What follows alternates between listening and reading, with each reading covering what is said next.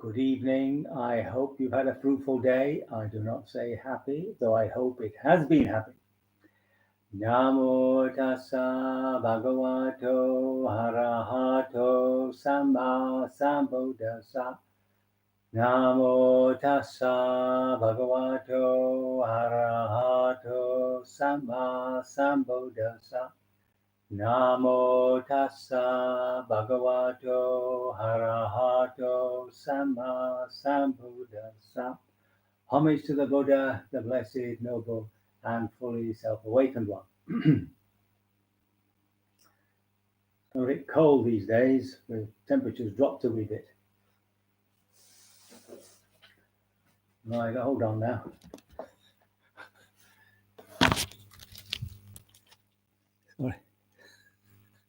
Sorry for that, I forgot my little gadget.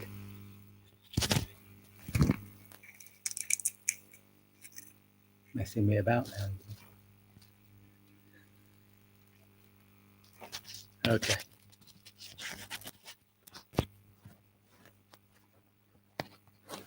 I'll get it right one of these days, no doubt about that. Just to say something about this observer position within ourselves, a couple of questions come up. Remember that so long as there's a sense of the observer, there are two consciousnesses, one following the other very rapidly, so rapidly that we get the impression that the observer is constant, even though what it's looking at is steady. But that sense of the self, the observer, is a consciousness. It's the field of awareness on that screen of consciousness. Now, as your concentration goes, driven by interest to see things as they really are, of course, that stops. And there's that absorption where the sense of self disappears. There's just the awareness and the object that you're observing. You can call that pure vipassana. It's the same absorption, you might say, when you watch a DVD, but because it's a completely different purpose, it doesn't lead to awakening. So this practice is about leading to awakening. So you have to enter into absorption with that interest. Unfortunately, you can't make it happen. It just arises when the conditions are there, the 7 factors of enlightenment. See, and it's just practice. Sometimes it comes, sometimes it doesn't. Sometimes it stays a little bit, sometimes it stays a little bit longer. On retreat, of course, it's a bit easier. In daily life, depending how busy you are, etc. I mean, now that everybody's in isolation, you're of course very contented and peaceful and at ease, and therefore it should arise fairly easily. Maybe. So we want to carry on now to this all the taints. We want to move on, and what we've done is we've seen the first way of overcoming taints, which is through insight, and that actually leads to awakening. But the next one is abandoning by restraint. Just let me remind you of the various ways. So the first one was seeing. We've done that. Abandoned by restraining, abandoned by using, abandoned by enduring, abandoned by avoiding, abandoned by removing, and abandoned by developing. So each of these, the Buddha's offering us different ways to overcome unwholesome states. Okay, so we're on the second section is taints to be abandoned by restraining. So we'll read it through and see what happens. What taints bhikkhus should be abandoned by restraining? Here a bhikkhu, reflecting wisely, abides with the eye faculty unrestrained, while taints, vexation, and fever might arise in one who abides with the eye faculty unrestrained. Now, just this little phrase, reflecting wisely, this yoniso manasikara, that's the bit of Pali. That's a very regular phrase by the Buddha. He constantly wants us to reflect upon what we're doing. I'm reminded of a talk I remember given by a monk where he was talking about reflection and reflecting on reflection. And the word reflect came up every second word. And by the end of the talk, I hated the word reflection. So we have to reflect wisely, not unwisely. And then he goes on to say, there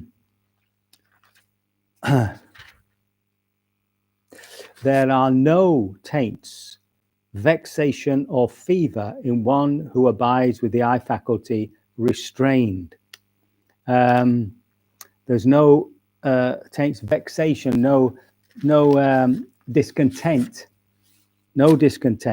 and no fever over wanting something in somebody who abides like that. And then, of course, he goes through the other ones: the ear faculty restrained, the nose faculty restrained, etc., etc. Now, if we just go back to the eye restraint, we're a very visual society. If we think of our grandparents, they would have had the radio. There wouldn't have been much to excite the eye, no screens. And their sense of hearing, I think, would have been better than ours, because just from the sound of a voice on a radio, you'd have to, you'd be able to tell what sort of person that was. The voice is telling you a lot about the person. I got a feeling that we've lost all that because we've become so visual. And the sounds, we're not, when we go out in nature, we often into views and scenes and panoramas, but not so much the sounds of nature. And that's something that the Buddha's talking about. Restraint, of course, it's basically looking at what we're looking at. So remember, every time you look at something, that's an act of intention. An act of attention is an act of intention. Whether we're aware of that or not, there's a moment when we intend. Normally, we don't notice these things because they're habitual. It's only when you're forced to look at something that you don't want to look at that you might recognize that a decision has to be made. So within any act of seeing, smelling, touching, anything like that, there's always a moment of impulsion. There's always a moment of a decision and a actualization, the will. And that's conditioning. That's conditioning. One example I have mentioned, which my favorite example, was that sometime in the 80s, there was a loss of confidence in the billboards. And the people who owned them wanted to prove, in fact, that they did have a big effect on people. So they put up a big poster advertising this new perfume. I can't remember what it was called, but it had a sort of an Australian hat on it, with the corks hanging down, stop the flies, and that, in the outback, sort of attacking you. And it was given a sort of a funny name. And what happened was, of course, there was a huge demand for this new perfume, and they proved that they had an effect. So just consider you're on a bus, and you're just looking around. You're not really being fully aware, and your eye wanders outside the window, or you're constantly looking out of the window, and your eye hits this perfume, and you think, well, I've got to have that. And it's just part of that conditioning. So once we accept that wherever we put an attention, that's conditioning us, right? And that's what the Buddha means by restraint. So when people go on retreat, especially a Mahasi retreat, the idea is to restrain your senses. So we stop talking to each other so that we can hear the inner dialogue more clearly. We stop looking around so much so that we can see how impelled we are to see, to look. Here at Satipanya, of course, we've got things like sheep and cows and a pheasant. We've had a pheasant recently. We've actually got a duck on the pond, believe it or not.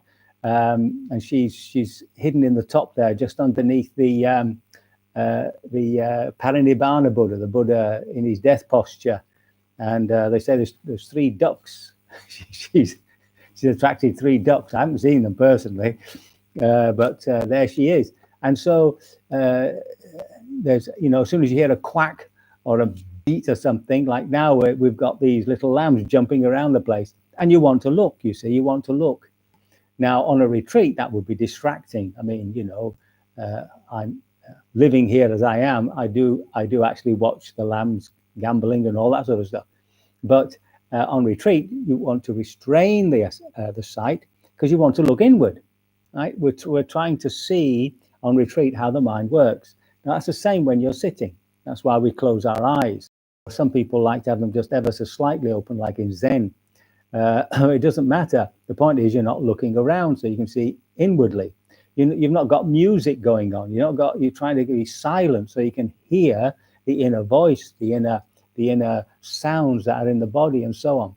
So this restraint also, of course, is to do with greed and all that sort of stuff. Like you're walking through town and you're looking around, and suddenly you see this. You see the signs. Let me just read the what it says here. Restraint. Here we go.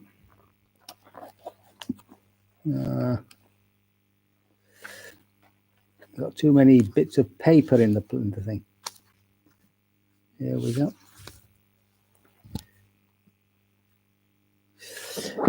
So there's another discourse called the simile of the elephant's footprint. This is basically the opening metaphor where the elephant is, has the largest footprint of all animals, and so the Buddha is the greatest of all animals. He's often shown as he's often represented as an elephant or a cock or something, which is the head of that particular type of animal. Anyway, this is what he says. This is a bit more detailed about seeing. On seeing form with the eye, he does not grasp at its sign and features. So a sign would be the distinctive qualities, and the features would be the other bits that come up when you look a bit more closely. So an obvious case is walking through town, seeing a coffee shop. Now, you see it, and of course, that's the sign. Whatever it is, there's a sign of the thing, whether it's Nero's or whatever.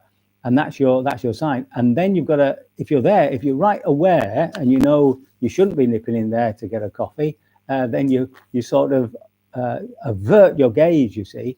But more often than not, we hang around there and visions of Danish pastries and other delights begin to invade the mind. And even though you've made a very fierce decision that you won't be nipping into the coffee shop, you find yourself sitting there wondering how you got to that place. And this is what happens when something grabs you. So what he's saying is that if we maintain a sharp awareness, just an awakenedness, we'd catch the sign, we'd catch the desire that comes up with it, and we'd be able to let it go. So since he left the eye faculty unguarded, evil, unwholesome states of covetousness and grief might invade him. So covetousness and grief are just another way of saying desiring or wanting and not wanting, aversion. And he practices the way of restraint. He guards the eye faculty. He undertakes the restraint of the eye faculty. And then he goes through all the other senses, of course, and finally, cognizing a mind object with the mind, he does not grasp its signs and features. So something might come up in the mind where, this happens in meditation, obviously, where you remember something, and before you know it, you're planning your holiday. You're off to not at the moment anyway, but normally speaking, you'd be off to Timbuktu or somewhere in your mind, and then you sort of wake up, and what's happened is the first sign has come up, some idea that you've seen in a magazine or something, or on the old screen, and you've gone into it. And before you know it, you're planning your holiday. So if we're aware and we catch that first image, we should be able to stop it there, you see, or at least make a decision that we won't indulge it. There's nothing wrong, obviously, with going on holiday, and there's nothing wrong with planning a holiday.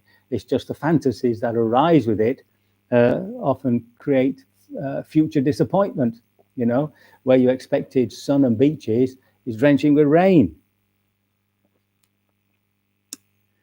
And then, of course, he carries on, since he left the mind faculty unguarded, evil and wholesome states of covetousness and grief might invade him. So he practices this way of restraint. And he guards the mind faculty. He undertakes the restraint of the mind faculty. Possessing this noble restraint of the faculties, he experiences within himself a bliss that is unsullied. Now, when a desire arises, if we can stay with it to the very end, in fact, it's more obvious the greater the desire. If you can stay with it to the very end of that feeling, without, of course, indulging it, you're there with the wanting, and you wait for it completely end, then you get that sense of release. You get that sense of being released from this obsessive desire. And with it, there arises this contentment, and that's blissful. And it's for us to really recognize when contentment is there, and to recognize that that is the consequence of restraint. That's the consequence of letting go. So when we're sure that that happens, that when we do let go and allow these desires and lusts and all the greeds and the avarice and all that, when we let all that fade away and drop away, the product is this blissful contentment.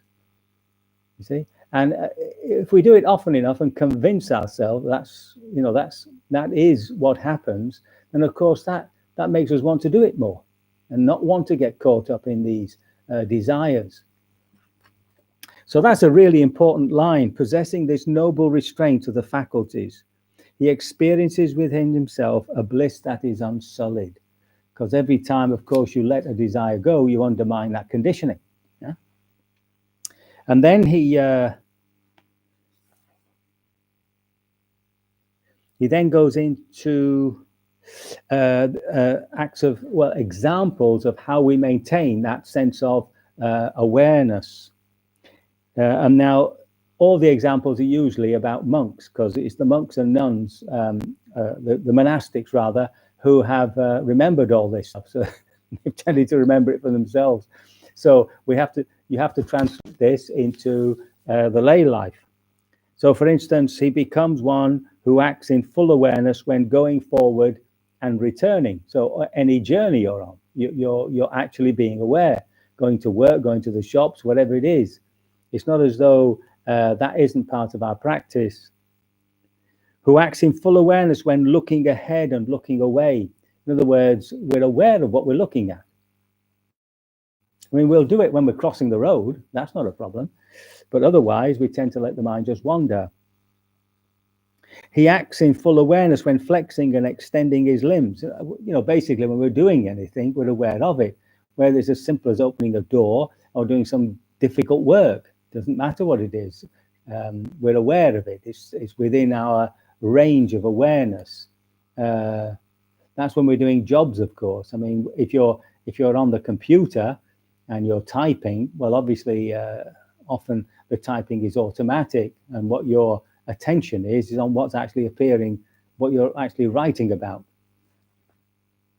Who acts in full awareness when wearing his robes and carrying his outer robe and bowl. So it's a case of being aware of how we look, going down the street, whatever, even privately, just being aware of what we're wearing.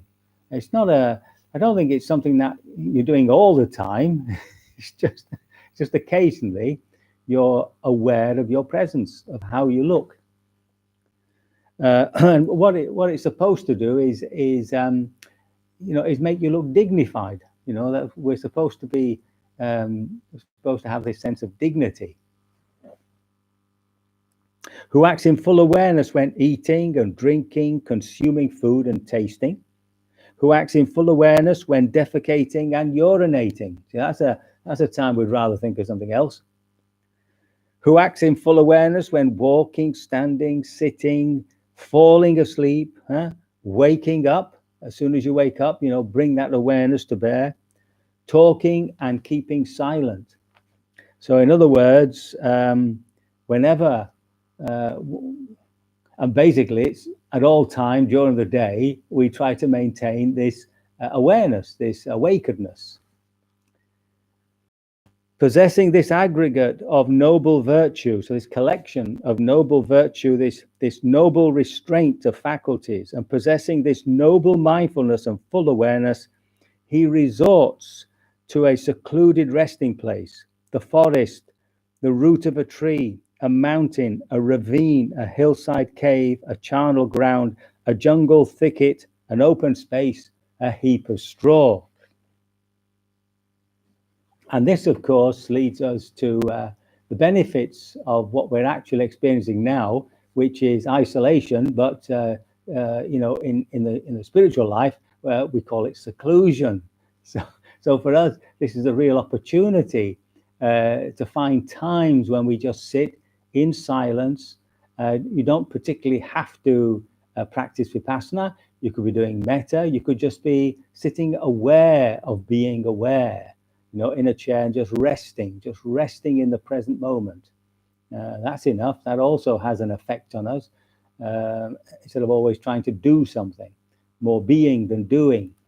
So this is what the Buddha is asking us to do, to restrain the senses so that we're not always chasing our desires, to stay with a desire if we can until it completely evaporates, and to experience the bliss of contentment, and to do it all the time, to try and be awake all the time.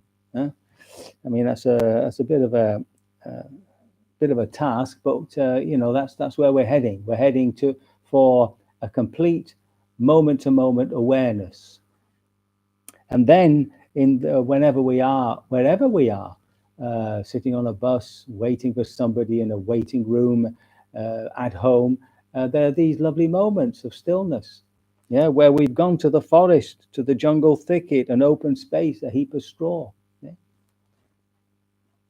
So that gives us some idea of using restraint to guard our senses and to maintain mindfulness. So I can only hope my words have been of some assistance and that I've not created too much confusion. And I think it's time now for us to practice.